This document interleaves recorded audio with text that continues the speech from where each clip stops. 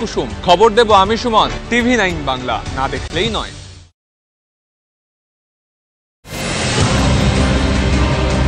কে বলেছে সিপিআইএম শেষ? ফিকে হয়ে স্ট্রেংথ, ফ্লেক্সিবিলিটি और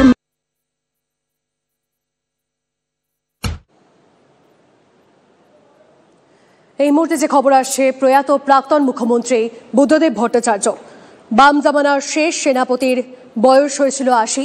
বামফ্রন্ট শাসনের দ্বিতীয় এবং শেষ মুখ্যমন্ত্রী বুদ্ধদেব ভট্টাচার্যের জীবনাবসানের খবর পাচ্ছি আমরা। বৃহস্পতিবার সকালেই এই খবর জানা যায় তার পরিবার সূত্রে। আপনাকে জানিয়ে রাখি, পশ্চিমবঙ্গে ৩৪ বছরের বামফ্রন্ট শাসনের দ্বিতীয় এবং শেষ মুখ্যমন্ত্রী বুদ্ধদেব ভট্টাচার্যের জীবনাবসান। বয়স হয়েছিল ৮০ বছর। ২০০০ থেকে ২০১১ সাল পর্যন্ত টানা ১১ বছর রাজ্যের মুখ্যমন্ত্রী ছিলেন বুদ্ধদেব ভট্টাচার্য। বৃহস্পতিবার সকালেই তার মৃত্যুর খবর জানান তার সন্তান সুচেতন ভট্টাচার্য। আপনাকে জানিয়ে রাখি, গত বছর আপনারা নিশ্চয়ই মনে আছে আপনাদের, ৯ অগস্ট হাসপাতাল থেকে তিনি বিপদমুক্ত হয়ে বাড়ি ফিরেছিলেন, গুরুতর অসুস্থ হয়েছিলেন। এবার দীর্ঘদিন ধরে শ্বাসকষ্ট জনিত সমস্যায় ভুগছিলেন বুদ্ধদেব বাবু। প্রদীপ্ত আমাদের প্রতিনিধি আমাদের সঙ্গে রয়েছেন। প্রদীপ্ত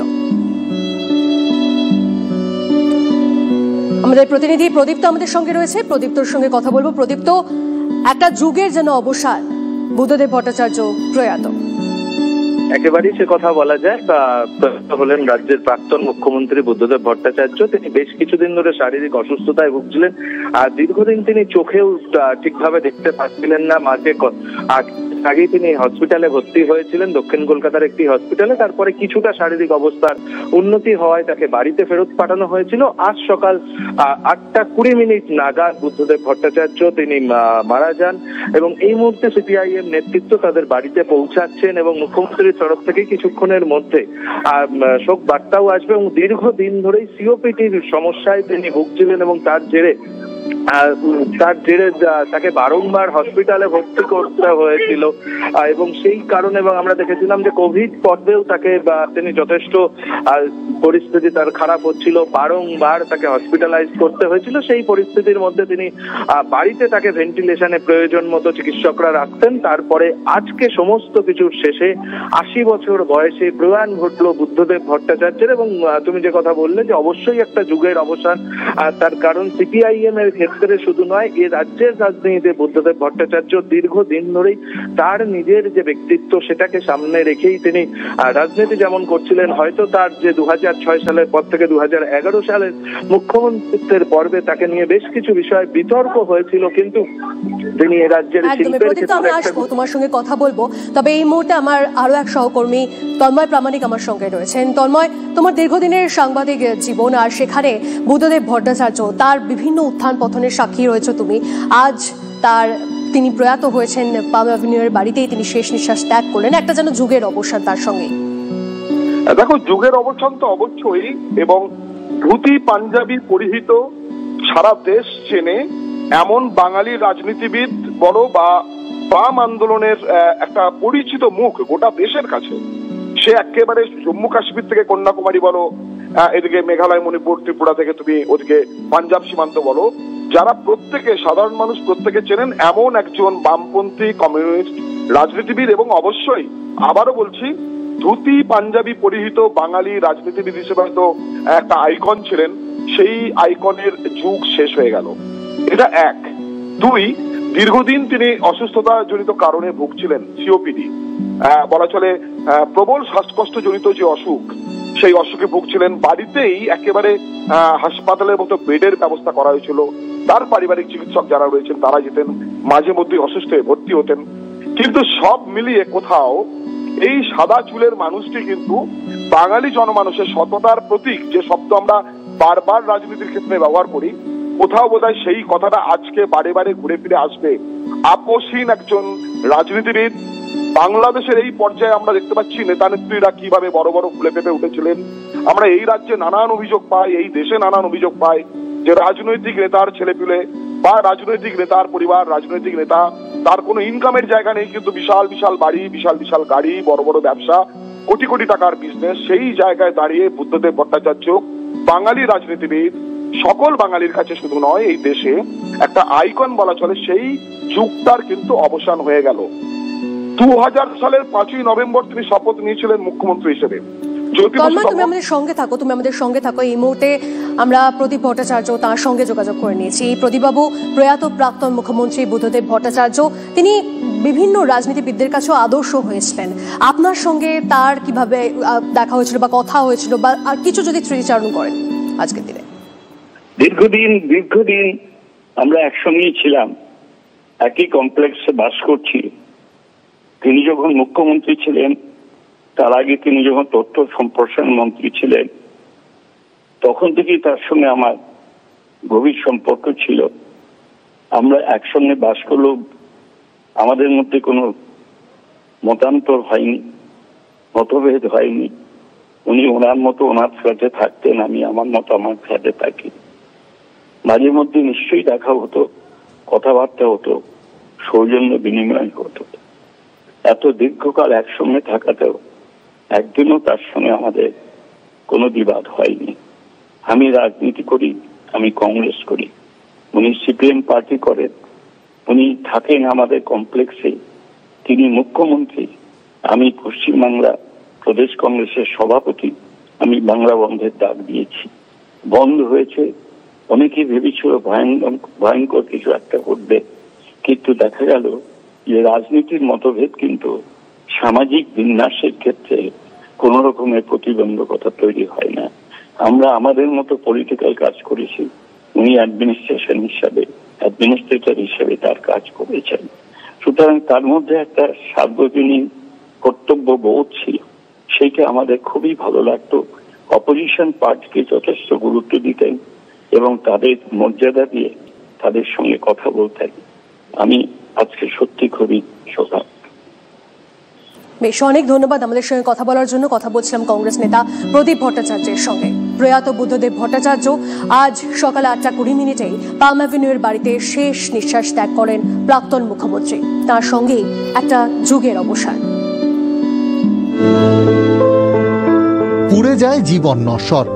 প্রিয় কথা সাহিত্যিক মানিক বন্দ্যোপাধ্যায়কে নিয়ে বুদ্ধদেব ভট্টাচার্যের লেখা বইয়ের নাম। জীবন তো পড়েই, কিন্তু কেউ কেউ যে স্বেচ্ছায় পুড়িয়ে দেন, মাথা লেজে আগুন জ্বালিয়ে মোম গলানোর মতো। পুতুল নাচের ইতিকথার লেখকের মতো ছাড়খাড়ের অভিজ্ঞতা তাঁর হয়নি। তবে আগুনের জ্বালাটা টের পেতেন বুদ্ধদেব ভট্টাচার্য। ছুটেও যেতেন আগুনের কাছে বারবার। শিল্প সাহিত্য রাজনীতিতে মেশানো জীবন থেকে উৎসারিত কোনো আগুন। হে মহাজীবন, আর এ কাব্য নয়, এবার কঠিন কঠোর গদ্যে আনো। পদলালিত্য ঝঙ্কার মুছে যাক, গদ্যের কড়া হাতুড়িকে আজ হানো। প্রয়োজন নেই কবিতার স্নিগ্ধতা, কবিতা তোমায় দিলাম আজকে ছুটি। ক্ষুধার রাজ্যে পৃথিবী গদ্যময়, পূর্ণিমা চাঁদ যেন ঝলসানো রুটি। বুদ্ধদেব ভট্টাচার্য তিনি প্রয়াত। আজ সকাল 8:20 পাম অ্যাভিনিউয়ের বাড়িতে শেষ নিঃশ্বাস ত্যাগ করেন প্রাক্তন মুখ্যমন্ত্রী। গত বছর 29শে জুলাই আশঙ্কাজনক অবস্থায় তাকে ভর্তি করানো হয়েছিল দক্ষিণ কলকাতার আলিপুরের এক বেসরকারি হাসপাতালে। এরপর 9ই আগস্ট হাসপাতাল থেকে বিপন্মুক্ত হয়ে বাড়ি ফিরেছিলেন বুদ্ধদেব বাবু। দীর্ঘদিন ধরেই গুরুতর শ্বাসকষ্টে ভুগছিলেন তিনি। অসুস্থতার কারণে শেষ কয়েক বছর কার্যত গৃহবন্দী ছিলেন। আগেও একাধিকবার হাসপাতালে ভর্তি করাতে হয়। 11 বছর বাংলার মুখ্যমন্ত্রী ছিলেন বুদ্ধদেব ভট্টাচার্য। বামফ্রন্ট শাসনের দ্বিতীয় এবং শেষ মুখ্যমন্ত্রীর জীবনাবসান। দীর্ঘদিন ফুসফুসের সংক্রমণে ভুগছিলেন তিনি। গতকাল থেকেই তার শারীরিক পরিস্থিতি, তার শারীরিক অবস্থার অবনতি হতে শুরু করে। গত বছর 9ই আগস্ট হাসপাতাল থেকে বাড়িও ফেরেন বুদ্ধবাবু, কিন্তু এবার আর তাকে ফেরানো যায়নি। বাড়িতেই তিনি শেষ নিঃশ্বাস ত্যাগ করলেন। পাম অ্যাভিনিউয়ের বাড়িতে শেষ নিঃশ্বাস ত্যাগ বুদ্ধদেব ভট্টাচার্যের। বামফ্রন্ট শাসনের দ্বিতীয় এবং শেষ মুখ্যমন্ত্রীর জীবনাবসান। তার বয়স হয়েছিল 80 বছর। 2000 থেকে 2011 টানা 11 বছর মুখ্যমন্ত্রী ছিলেন বুদ্ধদেব ভট্টাচার্য। পশ্চিমবঙ্গে 34 বছরে বামফ্রন্ট শাসনের দ্বিতীয় এবং শেষ মুখ্যমন্ত্রী বুদ্ধদেব ভট্টাচার্যের জীবনাবসান।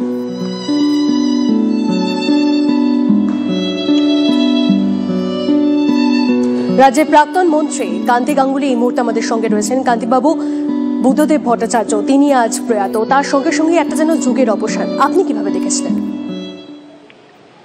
দেখুন, একজন সৎ আদর্শবাদী রাষ্ট্রনায়কের মৃত্যু ঘটল। আমার মনে হয় মৃত্যুর আগের মুহূর্ত পর্যন্ত বোধ হয় যেমন রোগে আক্রান্ত, তার মনের ভিতরে একটা ব্যথা ছিল, যন্ত্রণা ছিল।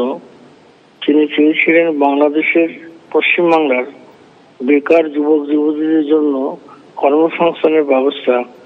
সিঙ্গুর বলুন, নন্দীগ্রাম বলুন, এই সমস্ত কিছু নিয়ে তার একটা স্বপ্ন ছিল।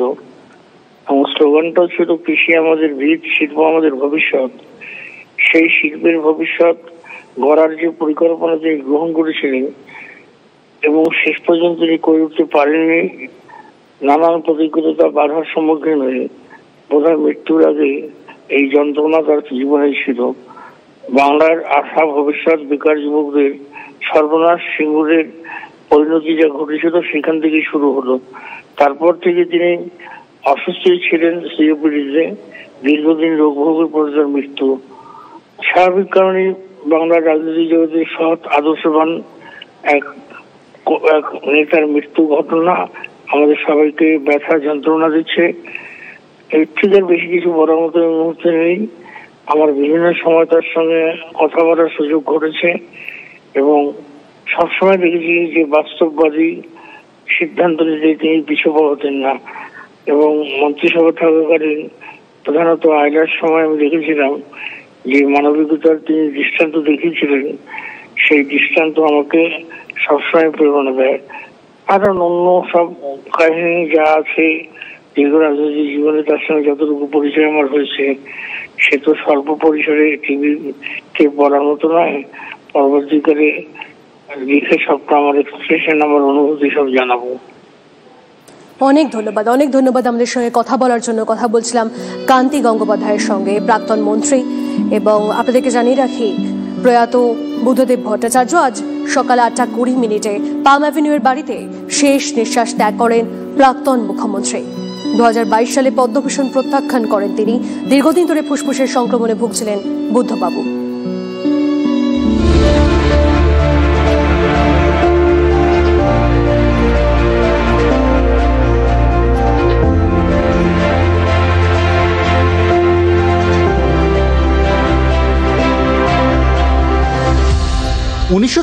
সালে উত্তর কলকাতায় জন্ম বুদ্ধদেবের। কবি সুকান্ত ভট্টাচার্যের ভ্রাতুষ্পুত্র। 1961 সালে বুদ্ধদেব কলকাতা শৈলেন্দ্র সরকার স্কুল থেকে উচ্চ মাধ্যমিক পাশ করেন। ভর্তি হন কলকাতার প্রেসিডেন্সি কলেজে। 1964 সালে বাংলায় স্নাতক। কলেজ জীবনেই ছাত্র রাজনীতির সূত্রে সিপিএমে যোগদান।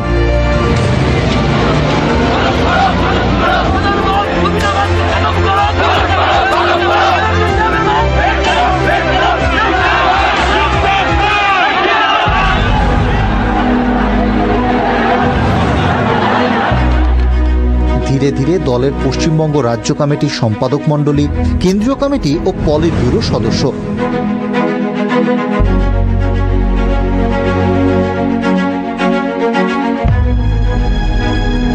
ছাত্র জীবন থেকে বাম আন্দোলনের পাশাপাশি সাহিত্য চর্চাতেও নিবিড়ভাবে যুক্ত ছিলেন। Marx, Engels, Lenin, Rabindranath, Mayakovsky, Camus, Kafka, মার্কেসের বই তার পড়ার টেবিলে সেদিনও ছিল পাশাপাশি। মিলিয়ে বলতে পারি কবিতা বা নাটকের বাড়িতে আমি লেখার যেটা চেষ্টা করি, আমি সেখানে রাজনীতিতে যা বলতে পারি সবটা হয়তো বলা যায় না, কিন্তু যেখানে যখন আমি কবিতা লিখি বা নাটকে I must tell the whole truth. একটা মানুষের জীবনে বা একটা ঘটনা, একটা পরিবেশ, একটা পরিস্থিতি, একটা মানুষের জীবনযাত্রার সমস্ত দিকটাকে ধরার চেষ্টা করি আমি। এবং সেখানে মানুষের ভাবাবেগ, মূল্যবোধ সবকিছু মিলিয়ে মিশিয়ে থাকে। সেটা ঠিক রাজনীতিতে অতটা সূক্ষ্ম জায়গা নেই।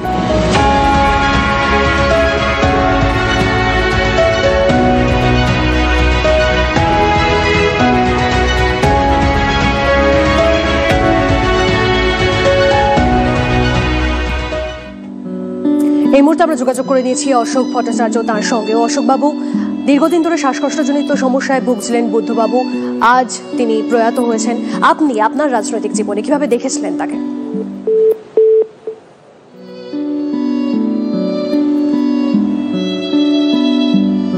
বেশ, আমরা যোগাযোগ করার চেষ্টা করছি। আপনাকে জানিয়ে রাখি, গত বছর 29শে জুলাই আশঙ্কাজনক অবস্থায় তাকে ভর্তি করানো হয়েছিল দক্ষিণ কলকাতার আলিপুরের এক বেসরকারি হাসপাতালে। এরপর 9ই অগস্ট হাসপাতাল থেকে বিপন্মুক্ত হয়ে বাড়ি ফিরেছিলেন বুদ্ধদেব ভট্টাচার্য। দীর্ঘদিন ধরেই গুরুতর শ্বাসকষ্টজনিত অসুস্থতায় ভুগছিলেন তিনি। অসুস্থতার কারণে শেষ কয়েক বছর কার্যত গৃহবন্দী ছিলেন। আগেও একাধিকবার হাসপাতালে ভর্তি করাতে হয়। 11 বছর বাংলার মুখ্যমন্ত্রী ছিলেন বুদ্ধদেব ভট্টাচার্য।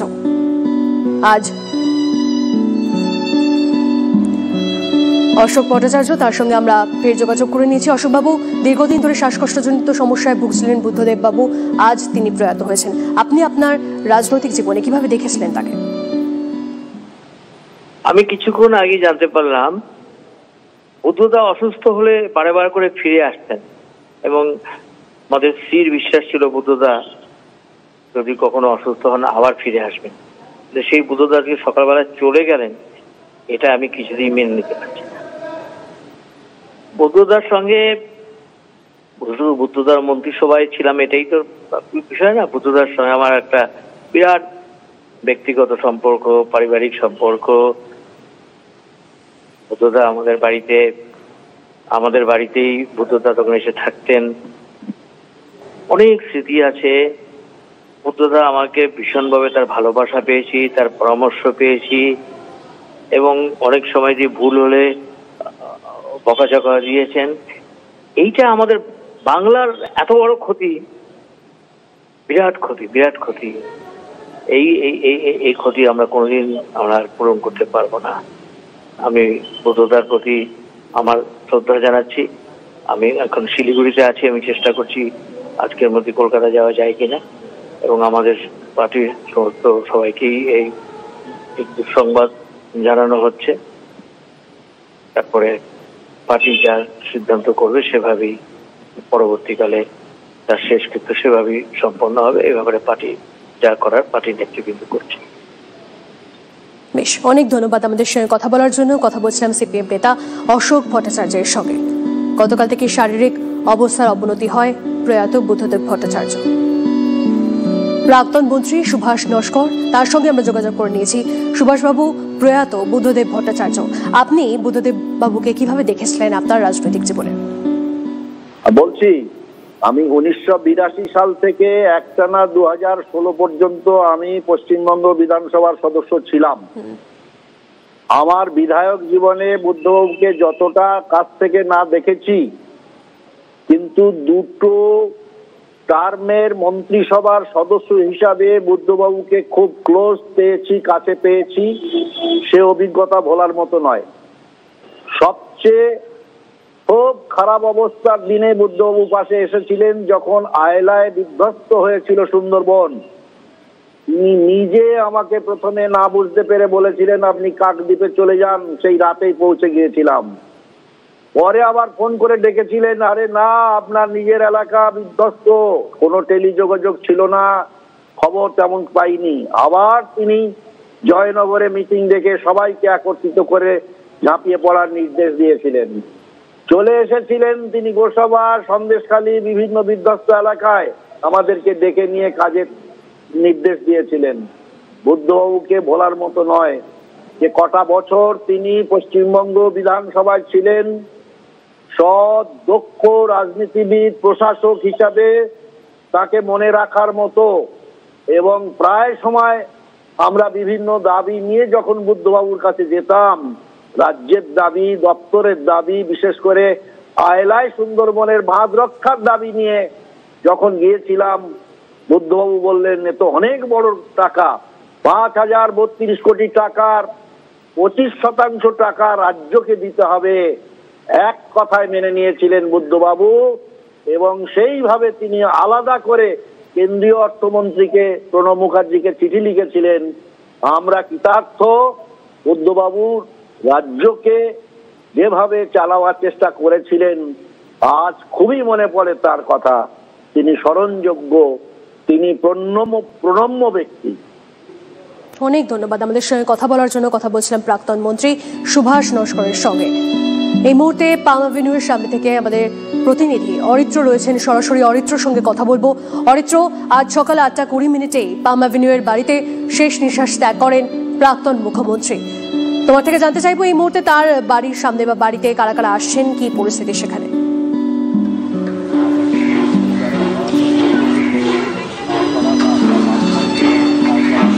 অরিত্র, শোনা যাচ্ছে? তো নিঃসন্দেহে এটা একটা বড় দুঃসংবাদ আমাদের রাজ্যবাসীর কাছে। হ্যাঁ তনিষ্ঠা, এটা একটা নিঃসন্দেহে বড় দুঃসংবাদ আমাদের রাজ্যবাসীর কাছে। কারণ বৃহস্পতিবার সকাল 8:20 এই যে পাম অ্যাভিনিউর বাড়ি, এই বাড়িতেই শেষ নিঃশ্বাস ত্যাগ করেছেন বুদ্ধদেব ভট্টাচার্য, আমাদের রাজ্যের প্রাক্তন মুখ্যমন্ত্রী। 80 বছর বয়স হয়েছিল তার প্রয়াণকালে এবং দীর্ঘদিন ধরেই তিনি শারীরিক অসুস্থতার মধ্যে ভুগছিলেন, যেটা আমরা আগেও দেখেছি। গত 9 আগস্ট তাকে গত বছরে 9 আগস্ট তিনি হাসপাতাল থেকে ছাড়া পান এবং হাসপাতাল থেকে ছাড়া পেয়ে তিনি বাড়ি আসেন। বাড়ি আসার পর থেকেও তিনি বাড়িতে চিকিৎসকদের একটা টিমের তত্ত্বাবধানে ছিলেন। শারীরিক অসুস্থতা তার মধ্যেও ছিল এবং যেটা সাম্প্রতিক আমরা যেটা জানতে পারছি যে বেশ কয়েকদিন ধরেই গত মঙ্গলবার রাত থেকেই বুদ্ধবাবুর শারীরিক অবস্থার অবনতি হতে থাকে। জ্বর অনুভূত হয় এবং আজকে সকালে ফুসফুসের সমস্যা এতটাই অতিমাত্রায় বেড়ে যায় এবং সেই কারণেই চিকিৎসকদের তরফ থেকে যেটা আমরা এই মুহূর্তে প্রাথমিকভাবে জানতে পারছি, অতিমাত্রায় সংক্রমণের মাত্রা বেড়ে যাওয়ার কারণেই এই পরিণতি এবং যেটা এখনো পর্যন্ত পরিবারের তরফ থেকে